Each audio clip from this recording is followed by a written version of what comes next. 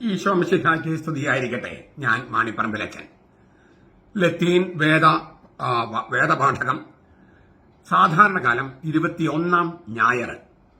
അരപ്പട്ടയും താക്കോലും. യെശയ്യായുടെ പുസ്തകത്തിലെ 22 അധ്യായം 19 മുതൽ 23 വരെയുള്ള തിരുവചനങ്ങളാണ് ആദ്യത്തെ വായന. ഞാൻ നിന്നെ നിന്റെ ഉദ്യോഗത്തിൽ നിഷ്കാസനം ചെയ്യും, നിന്റെ പദവിയിൽ നിന്ന് നിന്നെ താഴെ ഇറക്കും. അന്നാളിൽ എന്റെ ദാസനും ഹിൽക്കിയായുടെ മകനുമായ എലിയാക്കിമിനെ ഞാൻ വിളിക്കും. നിന്റെ അങ്കി ഞാൻ അവനെ ധരിപ്പിക്കും, നിന്റെ കച്ച കൊണ്ട് ഞാൻ അവന്റെ അരപ്പട്ട കിട്ടും, നിന്റെ അധികാരം ഞാൻ അവന്റെ കയ്യിൽ ഏൽപ്പിക്കും. അവൻ യെരൂശലേം നിവാസികൾക്കും യഹൂദ ഭവനത്തിനും പിതാവായിരിക്കും. ഞാൻ ദാവീദ് ഭവനത്തിന് താക്കോൽ അവന്റെ തോളിൽ വയ്ക്കും. അവൻ തുറന്നാൽ ആരും അടയ്ക്കുകയില്ല, അവൻ അടച്ചാൽ ആരും തുറക്കുകയുമില്ല. ഉറപ്പുള്ള സ്ഥലത്ത് ആണി പോലെ ഞാൻ അവനെ തറയ്ക്കും. അവൻ തന്റെ പിതൃഭവനത്തിന് മഹത്വത്തിന്റെ സിംഹാസനമായിരിക്കും. ഇതിന്റെ ചരിത്ര പശ്ചാത്തലം BC, ക്രിസ്തുവിന് മുമ്പ് 701 BC 701. നിയോ അസീറിയൻ സാമ്രാജ്യത്തിന്റെ ചക്രവർത്തിയായിരുന്ന സെന്നാഹെരീബ് BC 701 യെരൂശലേം നഗരത്തെ ഉപരോധിച്ചിരുന്നു. എന്നാൽ അന്ന് BC 701 അത്ഭുതകരമായി ദൈവം വിശുദ്ധ നഗരത്തെ സംരക്ഷിച്ചു. അതൊരു സൗഭാഗ്യമാണെന്നും ദൈവം എപ്പോഴും തങ്ങൾ ഇതുപോലെ അത്ഭുതം മുതൽ രക്ഷിക്കുമെന്നും മൂഢചിന്തയിലാണ്ടു ദൈവജനം. എന്ത് തോന്നിയാസം ചെയ്താലും ദൈവം തന്നെ തങ്ങളെ രക്ഷിക്കുമെന്ന് ഒരു മൂഢചിന്ത. അങ്ങനെ തോന്നിയാസങ്ങളിലേക്ക് കാര്യങ്ങൾ കൂപ്പുകുത്തി. തോന്നിയാസം, നമ്മൾ എറണാകുളം അങ്കമാലി അതിരൂപതയിൽ നടക്കുന്ന തോന്നിയാസങ്ങളുണ്ടല്ലോ. ആ തോന്നിയം ദൈവം എന്തും ക്ഷമിക്കും, ദൈവം കാരുണ്യവാനാണ്, ദൈവം ദയാലുവാണ്, ചേർത്ത് പിടിക്കലാണ് ദൈവത്തിന്റെ പരിപാടി. ഇങ്ങനെ പറഞ്ഞ് സകല ദുഷ്ടന്മാരെയും ചേർത്ത് പിടിക്കുന്ന ഒരു തരം തോന്നിയാസം, മൂഢചിന്ത, അതിലേക്ക് യെരൂശലേം കൂപ്പുകുത്തി. ഇതിനെതിരെയുള്ള 2 അരുളപ്പാടുകളാണ് യെശയ്യാ പ്രവാചകൻ നൽകുന്നത്. ആദ്യത്തേത് യെരൂശലേം നഗരത്തെ മൊത്തത്തിൽ വിമർശിക്കുന്നതാണ്. അതാണ് 22 അധ്യായത്തിലെ 1 മുതൽ 14 വരെയുള്ള തിരുവചനങ്ങൾ. യഹൂദായിലെ ഭരണകൂടത്തിലെ തലമുതിർന്ന നേതാവിനെതിരെയാണ് രണ്ടാമത്തേത്. 22:15 മുതൽ 25 വരെ. 22 അധ്യായം 15 മുതൽ 25 വാക്യം വരെ. കർത്താവിന് ദാസന്മാർ എന്ന നിലയിൽ ചെയ്യേണ്ടിയിരുന്ന കടമകൾ മറന്ന് സ്വന്തം സ്വാർത്ഥ താൽപര്യങ്ങൾ അനുസരിച്ച് പ്രവർത്തിച്ചതിനെതിരെയാണ് പ്രവാചക ശബ്ദം ഉയരുന്നത്. പുറജാതിക്കാർക്കെതിരെയുള്ള അരുളപ്പാടുകൾക്കുള്ളില് 13 അധ്യായം മുതൽ 23 അധ്യായം വരെ അങ്ങനെയാണ്. യെരൂശലേമിനെതിരെയുള്ള ന്യായവിധി അരുളപ്പാട് യേശയ്യ പറയുന്നതിന് ഒരു സാങ്കത്യമുണ്ട്. ദൈവം തന്റെ പദ്ധതി ലോകത്തിൽ നടപ്പാക്കാൻ സവിശേഷമായി തെരഞ്ഞെടുത്തതാണ് ദൈവജനമാണ് ഈ ഇസ്രായേലിന്. എന്നാൽ അവര് ഈ അന്യമതക്കാരിൽ നിന്നും അന്യജാതിക്കാരിൽ നിന്നും വലിയ വ്യത്യാസമില്ല. കർത്താവിനെ തേടാനോ കർത്താവിനെ തിരിച്ചറിയാനോ സ്വന്തം ജനത്തിന് സാധിക്കുന്നില്ല മാത്രമല്ല, ഈ അന്യജാതിക്കാർ ആചാരങ്ങളെല്ലാം പള്ളിയിലും പള്ളിപ്പറമ്പിലും ദേവാലയത്തിലും ഒക്കെ ചെയ്യുന്നത് പോലെ അവരും ചെയ്തു. അപ്പോൾ തലമുതിർന്ന നേതാവായ ഈ ഷെബന എന്ന് പറയുന്ന ആ നേതാവിനെതിരെയാണ് രണ്ടാമത്തെ അരുളപ്പാട്. അതിലെ ഒരു ഭാഗമാണ് നമ്മളിപ്പോൾ ധ്യാനിക്കുന്നത്. അതിലൊരു ഒരൊറ്റ വചനത്തെക്കുറിച്ചാണ്, അല്ലെങ്കിൽ ഒരു പ്രയോഗത്തെക്കുറിച്ചാണ് ഞാൻ നിങ്ങളുമായി പങ്കുവെക്കുന്നത്. ദാവീദ് ഭവനത്തിന്റെ അല്ലെങ്കിൽ ദാവീദ് ഗൃഹത്തിന്റെ താക്കോല് ഞാൻ അവന് കൊടുക്കും. ഈ ഷെബന എന്ന് പറഞ്ഞ ആളെ മാറ്റിയിട്ട് എലിയാക്കിം എന്ന ആളെ ഞാൻ തലപ്പത്ത് കൊണ്ടുവരും. ദാവീദ് ഗൃഹത്തിന്റെ താക്കോല് അവന് ഞാൻ നൽകും. ദാവീദ് വംശത്തിൽ നിന്നുള്ള രാജാവിന് കീഴില് പ്രധാനമന്ത്രിയായി സേവനമനുഷ്ഠിക്കുന്ന ആളുടെ രാജകീയ അധികാരത്തെ സൂചിപ്പിക്കുന്ന വാക്കാണ് താക്കോല്. ഞാൻ ഒന്നുകൂടി പറയാം. ദാവീദ് വംശത്തിൽ നിന്നുള്ള രാജാവിന് കീഴില് പ്രധാനമന്ത്രിയായി, രാജാവ് പിന്നെ പ്രധാനമന്ത്രിയായി സേവനമനുഷ്ഠിക്കുന്ന ആളുടെ രാജകീയ അധികാരത്തെ സൂചിപ്പിക്കുന്ന വാക്കാണ് താക്കോല്. രാജാവിനെ പ്രതിനിധാനം ചെയ്യുന്ന ആളെന്ന നിലയിൽ രാജാവിന്റെ നാമത്തിൽ വാതിൽ തുറക്കാനോ അടയ്ക്കാനുള്ള അധികാരം അദ്ദേഹത്തിനുണ്ടായിരുന്നു. അതായത് രാജ്യകാര്യങ്ങൾ തീരുമാനമെടുക്കാനുള്ള അധികാരം. അതാണ് അടയ്ക്ക തുറക്കാന്നൊക്കെ പറഞ്ഞാൽ അതാണ്.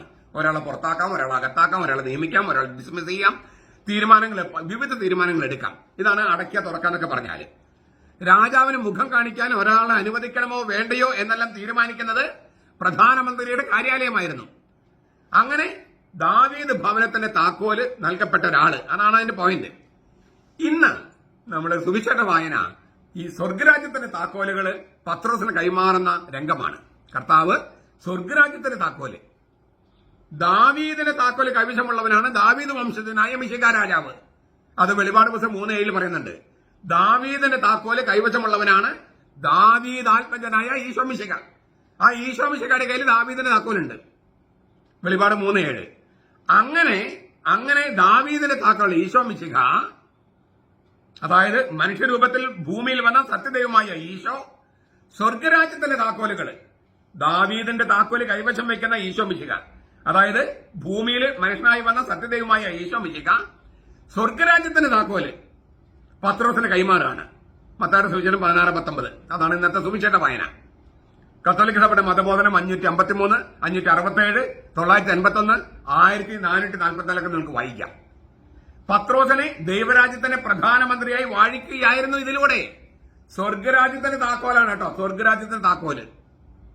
ഞാൻ ഈ കഴിഞ്ഞ ദിവസം കുറച്ച് ആളുകളോട് ചോദിച്ചു, ഈ സ്വർഗരാജ്യത്തിന്റെ താക്കോല് പത്രോസിന്റെ കയ്യിൽ കൊടുത്തു കർത്താവ്, നരകത്തിന്റെയും മരണത്തിന്റെ താക്കോലോ ചിലർ പറഞ്ഞു സാത്താന്റെ കയ്യിലാണ്.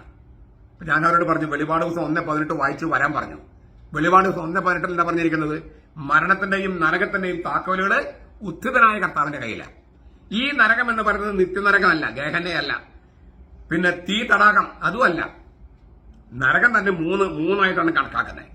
ഈ മരണം നരകം എന്ന് പറയുന്ന ഒരു നരകമുണ്ട്, പിന്നെ നിത്യനരകമുണ്ട് ഗേഹന്ന എന്ന് പറയുന്നത്, പിന്നെ ഈ നിത്യനരകത്തെ എറിയുന്ന തീ തടാകമുണ്ട്.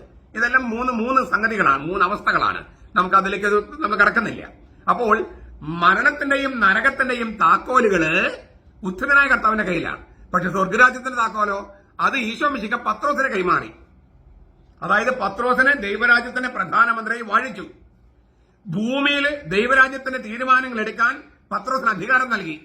ഭൂമിയിലെ ദൈവരാജ്യമാണ് കത്തോലിക്ക സഭ, അതിന് തീരുമാനങ്ങൾക്ക് പത്രോസിന് അധികാരം നൽകി.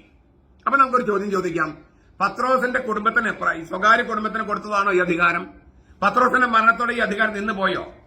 അങ്ങനെയാണോ കർത്താവ് ഉദ്ദേശിച്ചത്? തീർച്ചയായിട്ടും അല്ല. കാരണം എന്താ? ഇത് തിരുവചനമാണ്. തിരുവചനം എന്ന് പറഞ്ഞാൽ ലോകാവസാനം വരെ നിലനിൽക്കേണ്ട വചനമാണ്. ലോകാവസാനം വരെ പ്രസക്തിയുള്ള വചനമാണ്, അർത്ഥമുള്ള വചനമാണ്. അപ്പോൾ പത്രോസിന് പിൻഗാമികൾക്കുമാണ് സ്വർഗരാജ്യത്തിന്റെ താക്കോലുകൾ നൽകപ്പെട്ടിരിക്കുന്നത്. ഓർക്ക, പത്രോസിന് നിനക്ക് എന്ന ഏകവചനത്തിലാണ് പറഞ്ഞിരിക്കുന്നത്, നിങ്ങൾക്ക് എന്നല്ല, നിനക്ക്. പത്രോസിന് പിൻഗാമിക്കും.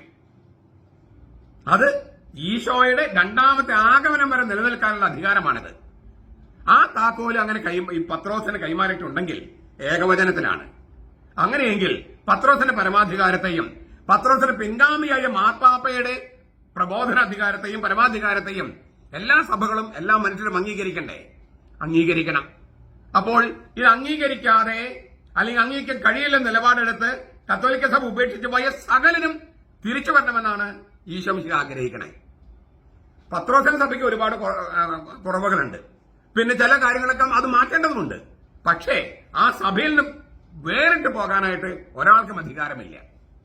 അങ്ങനെ ചെയ്താൽ ഈ അടക്കിലും തുറക്കലും ഒക്കെ അധികാരമുള്ള, തീർച്ചയായിട്ടും അത് വളരെ വിവേകത്തോട് ഉപയോഗിക്കേണ്ടതാണ് മാർപ്പാപ്പമാര്. പക്ഷേ മാർപ്പാപ്പമാരോ അല്ലെങ്കിൽ സഭയില് പ്രശ്നങ്ങളുണ്ടെന്ന് കരുതി ഈ സ്വർഗരാജ്യത്തിന് താക്കോൽ കൈമാറിയ പത്രോസിനെയും അതിന്റെ പിൻഗാമിയെയും ധിക്കരിച്ച് പുറത്തു പോകുന്നവര് തീർച്ചയായിട്ടും ഈ രക്ഷയുടെ പുറത്താണ്. അതുപോലെ തന്നെ പ്രധാനപ്പെട്ടതാണ് ഇപ്പോ മാർപ്പാപ്പി അംഗീകരിക്കില്ല, മാർപ്പാപ്പ അംഗീകരിച്ച കുർബാന ചൊല്ലില്ലെന്നും പറഞ്ഞ് മാർപ്പാപ്പ ലത്തീൻ കുർബാന ചൊല്ലുന്ന പോലെ ഞങ്ങൾക്ക് ലത്തീൻ കുർബാന ചൊല്ലണമെന്നും പറഞ്ഞ് സീറോ മലബാർ കുർബാന ചൊല്ലണമെന്നും പറഞ്ഞ് നടക്കുന്ന എറണാകുളത്തെയും അതുപോലെയുള്ള വിമത വൈദികര് മാർപ്പാപ്പി അംഗീകരിക്കില്ല എന്ന് പറയുമ്പോൾ ഈ തിരുവചനത്തിനെതിരെ തെറ്റുകയാണ്. സ്വർഗരാജ്യത്തിന്റെ താക്കോലുകൾ ഈശോ മിശിഹ ആർക്ക് നൽകിയോ ആ പത്രോസിനെയും പരമാധികാരിയായ മാർപ്പാപ്പിയെയും ഒക്കെ ധിക്കരിക്കുന്ന നിലപാടാണ്. അങ്ങനെ ധിക്കരിക്കുന്ന നിലപാട് സഭാ നേതൃത്വം എടുത്തിട്ടുണ്ട്, ഇപ്പോൾ തിരുത്തിക്കൊണ്ടിരിക്കുകയാണ്. പക്ഷെ അവരും കറക്റ്റായിട്ട് തിരുത്തുന്നില്ല. ഇത് വളരെ വലിയ തിന്മയാണ്, ശീഷ്മയാണ്. അവർ തിരിച്ചറിയോ ഇല്ലയോ എനിക്ക് അറിഞ്ഞുകൂടാ, പക്ഷെ വലിയ ശീഷ്മയാണ്. ഇത് ഞാൻ അനേകം വീഡിയോസിൽ പറഞ്ഞിട്ടുണ്ടെന്ന് ഞാൻ ആവർത്തിക്കാൻ ആഗ്രഹിക്കുന്നില്ല. ചുരുക്കത്തില് സ്വർഗരാജ്യത്തിന്റെ താക്കോല്, ആ വാക്ക് ഓർക്കണേ, സ്വർഗരാജ്യത്തിന്റെ താക്കോലുകൾ നിനക്ക്, പത്രോസിന്, പിന്നെ പത്രോസിന് പിൻഗാമി മാർപ്പാപ്പയ്ക്ക് നൽകുമെന്നാണ് അവിടെ പറഞ്ഞിരിക്കുന്നത്.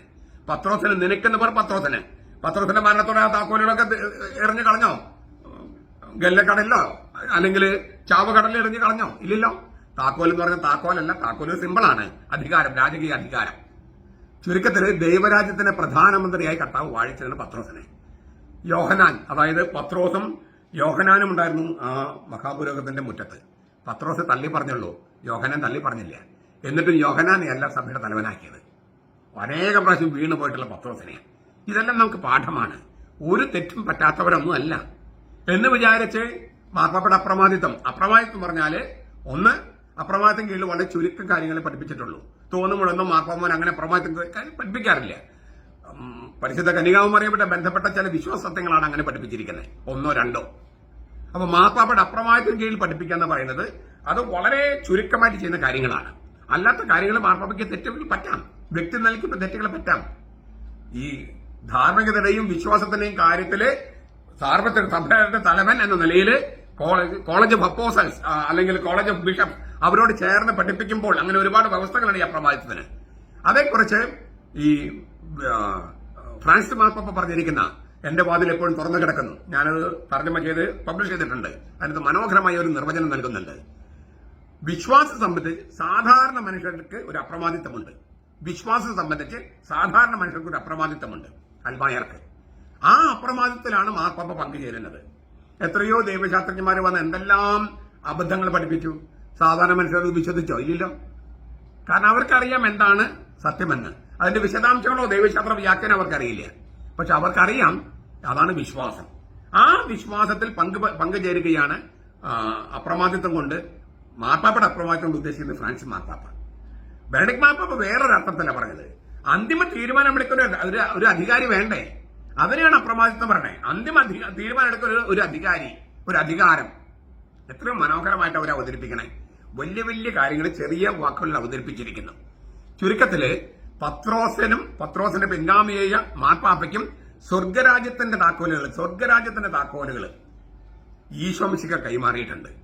അതുമായിട്ട് അത് മനസ്സിലാക്കാൻ ഈ യശയ്യായുടെ ടെക്സ്റ്റ് 22-ാമത്തെ അധ്യായത്തിലെ ഈ 19 മുതൽ 23 വരെയുള്ള തിരുവചനങ്ങളിൽ ദാവീദ് ഭവനത്തിന് താക്കോൽ എന്ന ആ പ്രയോഗം വളരെ സഹായകമാണ്.